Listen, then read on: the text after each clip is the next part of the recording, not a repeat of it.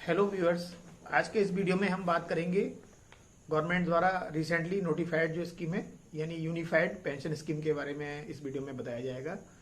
तो ये जो स्कीम गवर्नमेंट ने नोटिफाई की थी वो 24 अगस्त 2024 को नोटिफाई हुई है, यानी कैबिनेट से अप्रूवल हो गया है।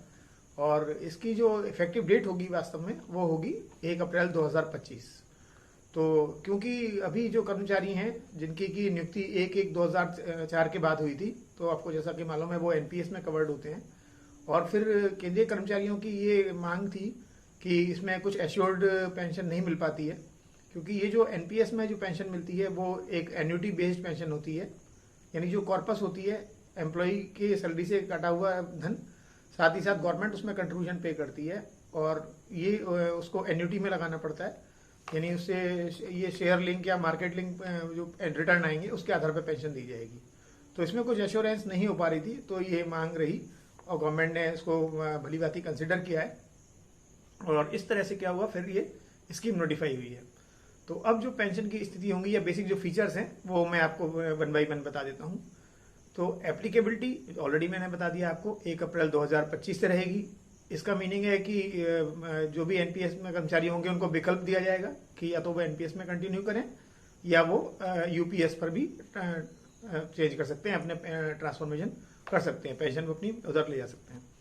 तो अब जो बात आती है एश्योर्ड पेंशन कितनी मिलेगी, तो जो रिटायरमेंट से पहले जो लास्ट के 12 मंथ्स होंगे, यानी 12 महीने का जो आपका एवरेज होगा, बेसिक पे का जो एवरेज होगा उसके आधार पर, तो 12 मंथ की बेसिक पे को का एवरेजिंग देखते हुए उसकी 50% जो होगी वो उसकी पेंशन बन जाएगी। और इसमें डीए का प्रावधान भी रहेगा। तो जो हमारा कस्टमर प्राइस इंडेक्स के आधार पे जो डीए मिलता है वो भी डीए इसमें जो एप्लीकेबल रेट होगा उसके आधार पे डीए मिलेगा। तो फिर ये एश्योर्ड पेंशन होगी। लेकिन उसमें कब ये पूरी पेंशन मिलेगी, ये तब मिलेगी जबकि कोई एम्प्लॉय जो रिटायर होते हैं 25 ईयर्स और मोर, यानी उससे ज़्यादा 25 साल या उससे ज़्यादा अवधि यदि वो सेवा करते हैं तो उनको ये पेंशन दी जाएगी। और यदि उससे कम सर्विस करते हैं तो प्रोरेटा के आधार पर पेंशन दी जाएगी, यानी फिर उसको प्रोपोर्शनेट किया जाएगा। तो उसमें थोड़ी मैथमेटिक्स होगी और प्रोपोर्शनेट करके वो पेंशन दी जा सकती है। और जो पेंशन लगेगी उसका ये भी है कि मिनिमम 10 ईयर्स का सर्विस भी होना चाहिए, यानी जो आप अगर देखें तो 10 ईयर्स से ज़्यादा का सर्विस होना चाहिए और 25 साल से कम इसके बीच में है तो प्रोरेटा हो जाएगा, 25 ईयर्स है तो फुल यानी आपका 50% पेंशन प्लस डीए देयर मिल जाएगा। दूसरा फीचर आ रहा है कि जो कंट्रीब्यूशन की बात आती है कि एनपीएस में जैसे कंट्रीब्यूशन करता है आपका 10% ऑफ बेसिक पे एनडीए, तो वो सिमिलर स्थिति यहाँ रहेगी, यानी एम्प्लॉय को कंट्रीब्यूट करना होगा, कंट्रीब्यूशन पे होगा और गवर्नमेंट भी उस कॉर्पस में अपना फंड देगी जिससे कि वो कॉर्पस बनेगी। अब एक बात आती है, क्या ग्रेचुटी एप्लीकेबल रहेगी, तो यस, ग्रेचुटी के लिए प्रावधान है, ग्रेचुटी इसमें भी एप्लीकेबल रहेगी। तो ग्रेचुटी की जो स्थिति है फिलहाल अगर मैं बात करूँ तो ये तीनों में ही मिलती है। ओल्ड पेंशन स्कीम जिसको हम ओपीएस के नाम से जानते हैं, एनपीएस जिसको हम न्यू पेंशन स्कीम के नाम से जान रहे हैं, और जो अभी आने वाली जो स्कीम होगी यानी यूनिफाइड पेंशन स्कीम, इसमें भी ग्रेचुटी का प्रावधान किया गया है। तो ग्रेचुटी यहाँ भी आपको मिलेगी। विड्रॉल ऑफ कॉर्पस फंड, एक बात आती है विड्रॉल, क्या विड्रॉल हो पाएगा, तो विड्रॉल ऑफ कॉर्पस फंड में के बारे में अभी यूपीएस में स्थिति क्लियर नहीं है, कॉर्पस विड्रॉ होगी या नहीं होगी। लेकिन एनपीएस में कॉर्पस विड्रॉ होने का लास्ट में प्रावधान है कि वो 60% कॉर्पस विड्रॉ मतलब कर सकते हैं और 40% की एन्युटी लेना कंपलसरी होता है, जिससे कि पेंशन रन करेगी उसमें एनपीएस में। तो यहाँ कॉर्पस दी जाएगी, इस बारे में अभी उल्लेख नहीं है। तो जैसा कि बताया कि अभी प्रिलिमिनरी ही जानकारी है और गवर्नमेंट के सर्कुलर लगातार आते हैं और पूरा नोटिफाई होगी स्कीम। तो जब डिटेल आएगा तो हम जरूर फिर वीडियो बनाएंगे, आपसे शेयर करेंगे, जिससे कि आपको सरल भाषा में ये सारी बातें आपको समझाई जा सकें। इसमें एक फीचर और किया गया है, लमसम पेमेंट। लमसम पेमेंट के बारे में जो बताया गया है वो ये है, थोड़ा सा यहाँ मैथमेटिक्स है, आप अभी मैं लैंग्वेज में सुनाऊंगा, बाकी आप समझ भी जाएंगे। तो जो लमसम पेमेंट होगा वो 1/10 ऑफ का मीनिंग है या फिर मल्टीप्लाई करना पड़ेगा, 1/10 ऑफ आपकी जो बेसिक पे होगी, यानी मंथली बेसिक पे प्लस डीए, और इसको मल्टीप्लाई करना होगा आपका जितने आपने सर्विस की है, जितने ईयर सर्विस की है। तो हम उसके 6 मंथली हाफ्स बनाते हैं। जैसे मान लीजिए, यहाँ एक एग्जांपल देते हूँ कि जैसे मान लीजिए 30 ईयर्स किसी एम्प्लॉय ने सर्विस की है, तो ध्यान रखिएगा 30 ईयर्स सर्विस की है तो 6 मंथ्स हाफ्स कितने हो जाएंगे, अगर उसको 6 मंथली पीरियड में तोड़ेंगे तो ब्रेक करने से ये हो जाएगा हमारा 60। तो 30 years service equal to 6 monthly halfs पूरे होंगे। और यदि बेसिक पे प्लस डीए, यदि ये मान लें सिंपली कि बेसिक पे प्लस डीए 1 लाख रुपीज किसी का है, तो अब मल्टीप्लाई कैसे करना होगा? जो आपका फंड मिलेगा, जो मैंने बताया कि लमसम पेमेंट जो देंगे इसमें, वो होगा 1/10 ऑफ, तो 1/10 मल्टीप्लाइड बाई जिसकी बेसिक पे plus DA, that is all together मैंने लिया कि 1 लाख, तो मल्टीप्लाई करेंगे 1 लाख से, एंड मल्टीप्लाई करेंगे उसके 6 मंथली हाफ कितने हुए थे?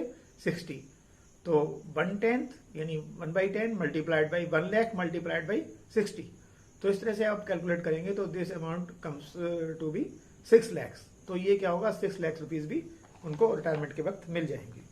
तो ये एक फीचर आ रहा है। एक फिर फीचर आता था कि जैसे अगर हम बात करें आज गवर्नमेंट में, तो हमारी मिनिमम बेसिक पेंशन जो होती है वो होती है 9,000 रुपया पेंशन होती है, प्लस उस पर जो भी मिलता है डियरनेस रिलीफ मिलता है। तो बेसिकली जहां हम बाय द वे हम डीए अगर कह रहे हैं, तो डीए का मीनिंग होता है कि डियरनेस रिलीफ। तो जो भी डीए एप्लीकेबल रेट होता है उसी आधार पर जब हम एम्प्लॉय होते हैं तो हमको वो डीए के रूप में मिलता है, और यदि हम रिटायर हो जाते हैं, पेंशनर होते हैं, तो उसको हम डियरनेस रिलीफ वहां बोलते हैं, वो अलाउंसेस नहीं होता है। तो लेकिन रेट जो है वो सेम ही होता है। तो बात आ रही है गवर्नमेंट में जो पेंशन है मिनिमम वो 9,000 है, तो लेकिन यहाँ जो होगी पेंशन, मिनिमम पेंशन जो यूपीएस में मिलेगी वो होगी 10,000, और डीए देयर ऑन, यानी डीए या डीआर हम कह सकते हैं, तो उस पर डीआर भी मिलेगा। तो ये मिनिमम पेंशन 10,000 होगी, लेकिन बात आ रही है कि कम से कम 10 ईयर्स की सर्विस होना जरूरी है। 10 साल से ज्यादा सर्विस करेंगे तभी पेंशन यूपीएस में एप्लीकेबल होगी। अब एक बात आती है फैमिली पेंशन के बारे में। फैमिली पेंशन कितनी होगी? तो फैमिली पेंशन के बारे में जो क्लॉज लिखा हुआ है वो कह रहा है कि family pension will be 60% of the pension person और ही और she is drawing just before his death, यानी उनकी डेथ टर्म आ रहा है कि उनकी डेथ से पहले ही और शी जो भी हो, तो उनकी डेथ से पहले जो पेंशन ड्रॉ हो रही थी उसका 60% पेंशन फैमिली पेंशन के रूप में दिया जाएगा, यानी वो पेंशन ड्रॉ कर रहे थे तो दिया जाएगा। तो थोड़ा यहाँ एक क्वेश्चन एराइज हो रहा है, हालांकि हम इसका बाद में जवाब आपको देंगे थोड़ा और क्लैरिटी होने पर, जब गवर्नमेंट नोटिफिकेशन और क्लैरिटी से आएंगे। तो अब बात आ रही है कि पेंशन का 60% बोल रहे हैं, लेकिन फैमिली पेंशन में क्या होता है, अगर ओपीएस की हम बात करें या इवन एनपीएस की करें, तो एक जस्ट फंडा उसका ये है, फंडामेंटल जो है कि यदि वो एक मिनिमम पीरियड से पहले भी एक्सपायर हो जाते हैं, यानी फैमिली पेंशन कोई 1-2 साल के बाद ही या 1 साल के बाद ही इनका मेडिकली फिट थे और जॉब में आए थे, और तुरंत डेथ 1-2 साल में, जल्दी बहुत जल्दी अर्ली डेथ भी हो जाती है, क्योंकि वैसे पेंशन उनके लिए एप्लीकेबल नहीं होगी उतने सर्विस पे, लेकिन फिर भी क्या होता है फैमिली पेंशन दी जाती है। तो ये इस तरह से अगर होगा, यहाँ क्लैरिटी आएगी। तो मुझे लग रहा है कि जो मिनिमम पीरियड 10 ईयर्स का, जो मैं अभी अपने हिसाब से इंटरप्रिटेशन कर रहा हूँ यहाँ, तो जो 10 ईयर्स की स्थिति है वो पेंशन के लिए तो है ही है, लेकिन फैमिली पेंशन के केस में हो सकता है कि उससे अर्ली डेथ होने पर भी फैमिली पेंशन के प्रावधान यूपीएस में भी लागू रहे हैं। तो अभी तक जो जानकारी है उसके अभी बहुत क्लैरिटी में नहीं मिल पाई, इस बारे में नहीं मिला है। तो जैसे ही ये और स्कीम पूर्ण रूप से आती है तो हम आपसे फिर वीडियो बना करके आपको और सिंपल भाषा में समझा देंगे। तो आपने वीडियो देखा, समय निकाला, आपका बहुत बहुत धन्यवाद। यदि चैनल पर आपको जानकारी ठीक लगती है, समझ में आ रही है, तो वीडियोस को जरूर शेयर करें लोगों के साथ, ताकि ये जानकारी औरों को भी पहुंचे और एक सामान्य जो है